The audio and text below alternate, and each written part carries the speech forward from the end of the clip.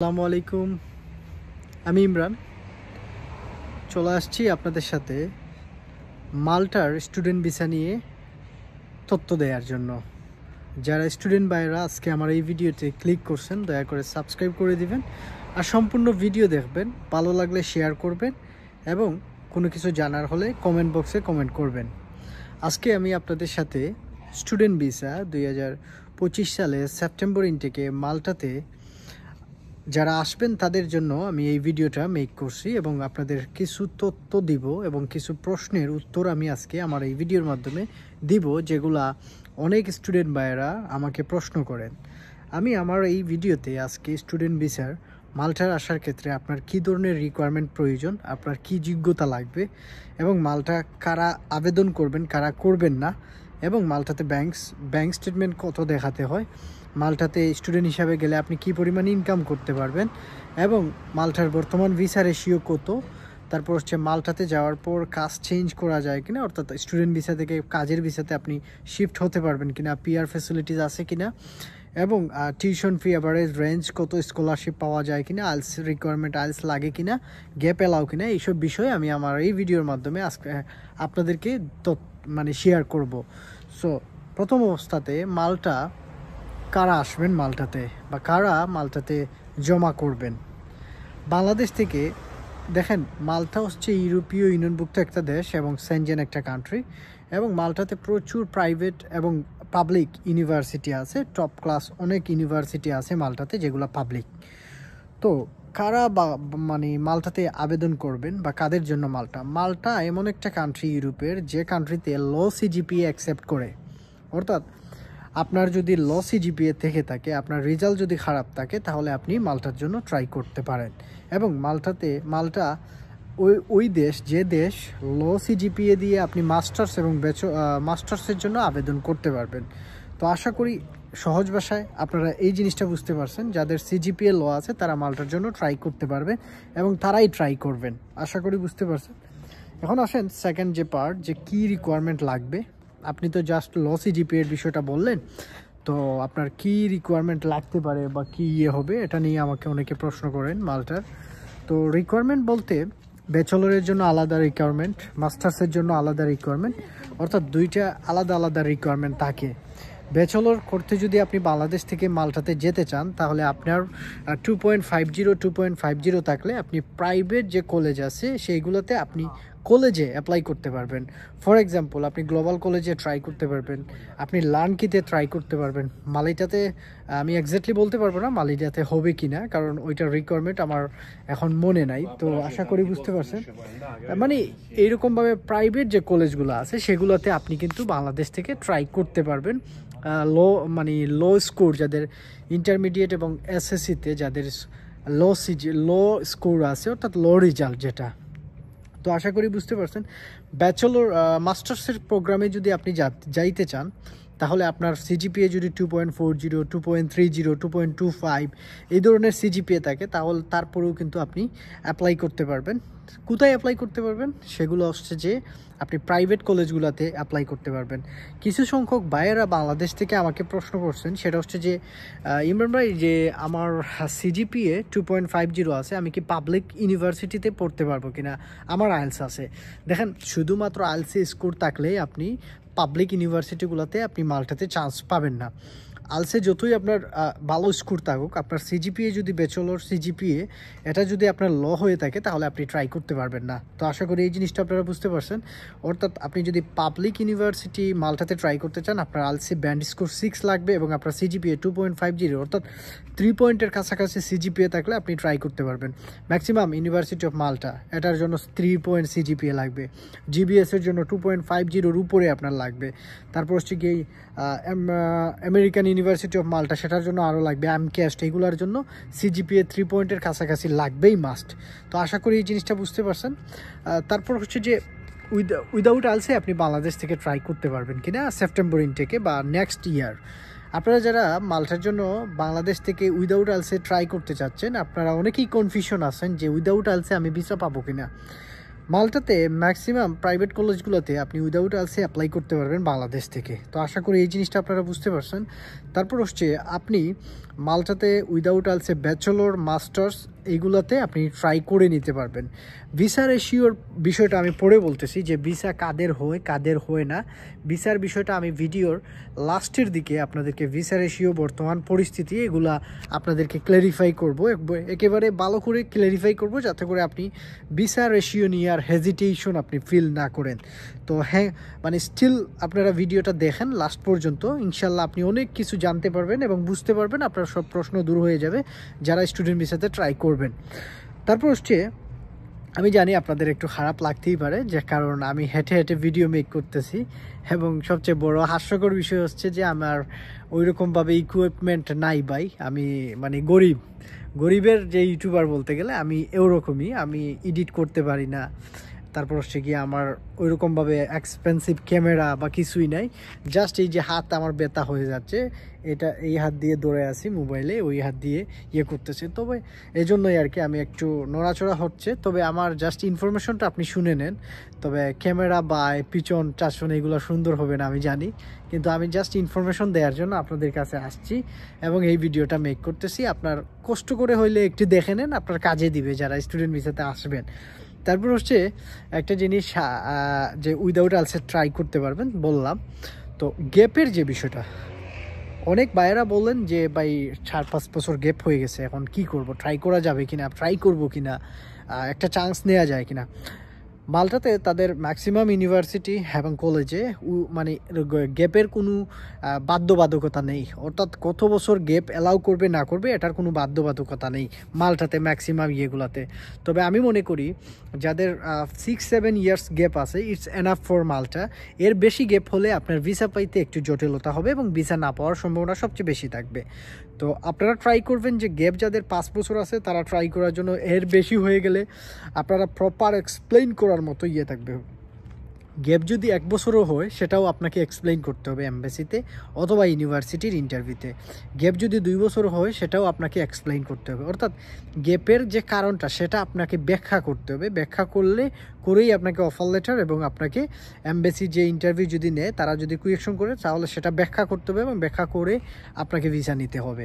কারণ ইন্টারভিউতে এটা মাস্ট আপনাকে জিজ্ঞেস করবে, সেটা ইউনিভার্সিটি বলেন, কলেজ বলেন অথবা এমবেসিতে যদি ইন্টারভিউ নেয়, সেখানেই আপনার গ্যাপ যদি থেকে থাকে 4-5-6-7 বছর, তারা ডেফিনেটলি আপনাকে এই গ্যাপের জন্য প্রশ্ন করবেই। এখন আসেন যে তাহলে গেল গ্যাপ দিয়ে অ্যাপ্লাই করতে পারবেন, উইদাউট আইএলটিএস অ্যাপ্লাই করতে পারবেন।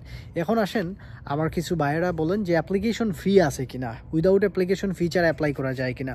কিছু ইউনিভার্সিটি এবং কলেজ আছে যেগুলোতে উইদাউট অ্যাপ্লিকেশন ফি আপনি অ্যাপ্লাই করতে পারবেন, আবার কিছু ম্যাক্সিমাম ইউনিভার্সিটিগুলোতে 100 ইউরো 150 ইউরো এরকম অ্যাপ্লিকেশন ফি থেকে থাকে, কোনোটা 50 ইউরো এরকম থাকে। এটা এক একটা ইউনিভার্সিটি এবং এক একটা কলেজের এক এক ধরনের মানে অ্যাপ্লিকেশন ফি থাকে। এটা স্পেসিফিক করে বলা নাই যে এই দেশে এটাই অ্যাপ্লিকেশন ফি, অর্থাৎ এক একটা আপনি যদি গ্লোবাল কলেজ মাল্টার কথা চিন্তা করেন সেখানে 100 ইউরো অ্যাপ্লিকেশন ফি, মালিটাতে মেবি 120 ইউরো এরকম সামথিং হবে। আমি আসলে ঘাটাঘাটি তেমন একটা বেশি করি নাই।